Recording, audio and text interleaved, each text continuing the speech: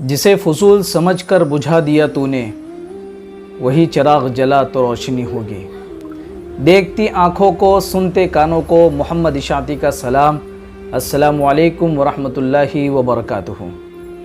नाज़रीन, आज सारी दुनिया को ये मुगालता लगा हुआ है कि कुरान करीम सिर्फ़ और सिर्फ मुसलमानों की किताब है और सिर्फ मुसलमानों की हिदायत का ज़रिया है, जबकि तारीख़ के औराक़ आज भी इस बात की गवाही दे रहे हैं कि कुरान करीम के नुज़ूल से पहले जिनका कोई मज़हब, कोई धर्म ना था, तारीकी और ज़लालत में फिरती ज़िंदगी थी, उन्हीं अशख़ास व अफराद ने दुनिया को मज़हब और जीने का दर्स दिया। दुर्फिशानी ने तेरी क़तरों को दरिया कर दिया, दिल को रोशन कर दिया, आँखों को बीना कर दिया। खुद न थे जो राह पर औरों के हादी बन गए, क्या नज़र थी कि जिसने मुर्दों को मसीहा कर दिया। नाज़रीन, अगर आप इस्लामी तारीख़ उठाकर देखें तो कुफ़ार व मुशरिकीन के जुल्म व सितम की इतनी दास्तानें मौजूद है जिसका शुमार नहीं किया जा सकता, और वो इस हद तक खौफनाक और गलीज़ है कि जिनके तज़किरे ही से दिल कांप सा जाता है। मगर क्या खूबसूरती है कुरान और साहिब कुरान सल्लल्लाहु अलैहि वसल्लम और दीन इस्लाम की कि कुफ़ार के जुल्म के बावजूद मज़लूम राह हक़ से हटे नहीं, बल्कि मज़ीद साबित कदम रखे। नाज़रीन, एक वक्त वो था कि अरब का गलीज़ मुआशरा बच्चियों के नाम से घिन महसूस करता था और वो अपने हाथों से अपनी औलादों को ज़िंदा दफन कर दिया करता था, जिसमें कोई आर, कोई शर्म महसूस नहीं करता था। यह अरब का गलीज़ मुआशरा था।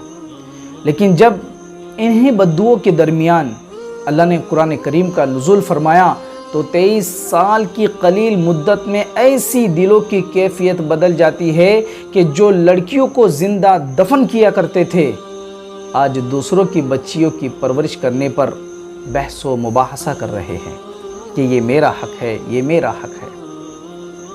नाज़रीन, ज़रा सोचिए, ये इनक़िलाब, ये परिवर्तन कैसे आया और कहाँ से वाक़ हुआ।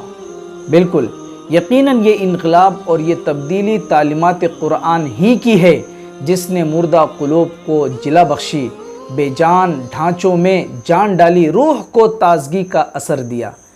लेकिन हकीकत ये है कि आज क़ल्ब इंसानी मुर्दगी और कमज़ोरी की शिकार हो चली है।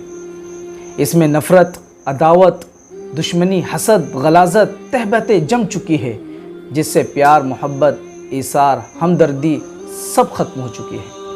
इसकी क्या वजह? ज़ाहिर है इसकी वजह तालीमात इलाही यानी अल्लाह का कानून जो कुरान करीम की शक्ल में मंसूर व दस्तूर है, इंसाइक्लोपीडिया ऑफ इस्लाम है, इससे हमारी दूरियां बढ़ गई, इससे हम दूर हो चले। नाज़रीन, आज के दौर का वाहिद मसला इंसानों से इंसानियत रुखसत हो चली है, आदमियों से आदमियत पनाह मांग रही है। और याद रहे, नफ़रत के इस बाज़ार में, बुग़्ज़ व अदावत की इस तारीकी में रोशनी का दिया आज भी जलाया जा सकता है, और वो रास्ता तालीमात कुरान से ख़ुद को लेस करना और उसके ऊपर अमल करना, उसे अपनी लाही अमल की ज़िंदगी बनाना।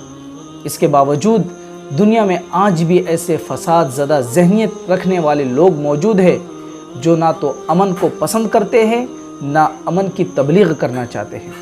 और कमाल तो ये है कि आज पूरी दुनिया में एक ट्रेंड चला हुआ है कि जिसे भी मार्केट में आना हो और उसे मशहूर होना हो तो वो इस्लाम पर या शायर इस्लाम पर नऊज़ बिल्लाह अपना हुनर आज़माता है और इस्लाम या शायर इस्लाम की तौहीन करता है। जैसा कि आजकल यूरोप और उसकी जाहिलाना तर्ज को इख्तियार करने वाले कभी कुरान को फाड़ कर, कभी उसको कदमों तले रौंद कर और उसको जलाकर उसका अपमान और उसकी बेइज्जती करने के दर पे है। जैसा कि आपने सोशल मीडिया पर एक वीडियो बड़ा वायरल देखा होगा कि एक स्वीडन का मलऊन सलमान नामी शख्स ने बाज़ाब्ता हुकूमत स्वीडन से इजाज़त लेकर पुलिस की कस्टडी में सबसे बड़ी मस्जिद स्वीडन की कुरान करीम की उसने वहाँ तौहीन की, जिसने तमाम आलम इस्लाम के मुसलमानों के ईमान को झंझोड़ कर रख दिया। ये सलमान नामी शख्स इराक़ का भगोड़ा बंदर है। جس نے یہ توہین کوئی پہلی مرتبہ نہیں کی، بلکہ اس سے پہلے بھی اس طرح کی غلیظ حرکت اس سے صادر اور سرزد ہوتی رہی ہے۔ لیکن وہ جہلی ذہن رکھنے والوں کو چاہیے کہ وہ یہ بات ذہن میں رکھے کہ وہ اپنی ساری زندگی کی، بلکہ اگر کہا جائے کہ ایسی 70 زندگیوں کی قرآن کے خلاف کی جانے والی کوششوں کو ناکام بنانے کے لیے قرآن کریم کی صرف ایک ہی آیت کریمہ کافی ہے۔ اللہ فرماتے ہیں اِنَّا نَحْنُ نَزَّلْنَا الذِّكْرَ وَإِنَّا لَهُ لَحَافِظُونَ، کہ ہم نے ہی قرآن کریم کو نازل کیا ہے اور ہم ہی اس کے محافظ ہیں۔ قرآن اللہ کی ذات سے نکلا ہوا کلام ہے۔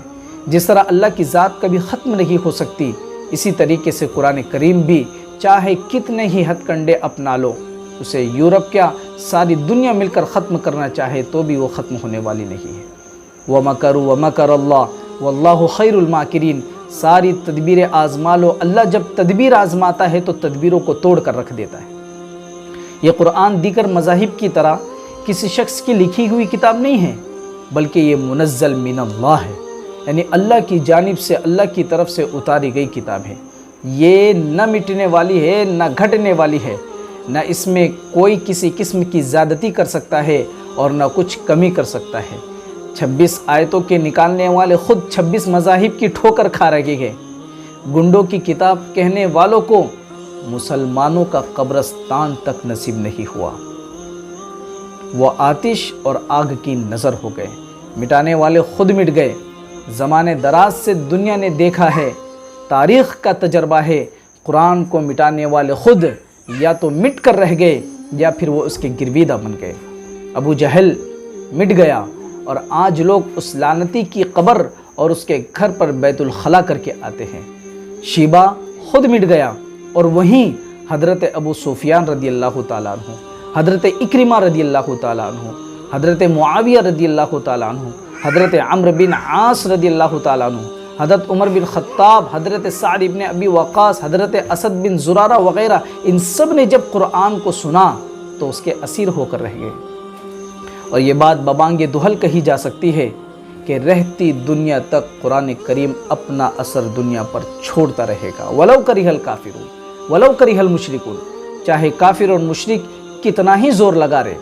وہ تاتاری جن کے بارے میں مشہور تھا کہ اسلام ان کے ذریعے سے مٹ جائے گا، مگر دنیا نے دیکھا کہ انہی تاتاریوں کی اولاد قرآن کے محافظ اور پاسبان بن گئی۔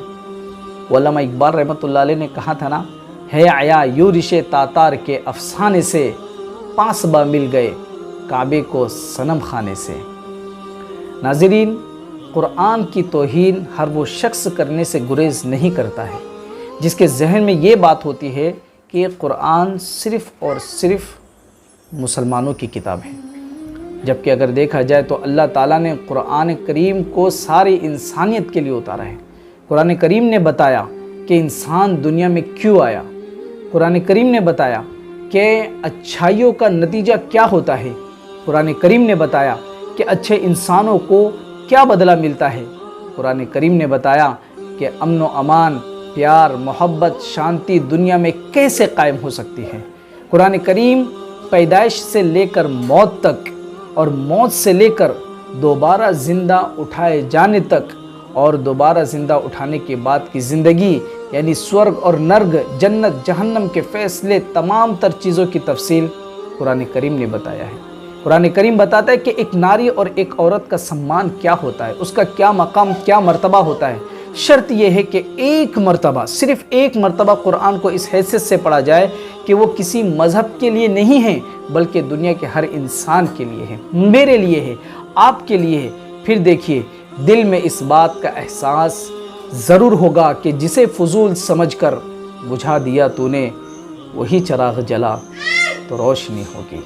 انہی باتوں پر الوداع چاہوں گا، امید کرتا ہوں کہ باتیں آپ کو پسند آئی ہوگی۔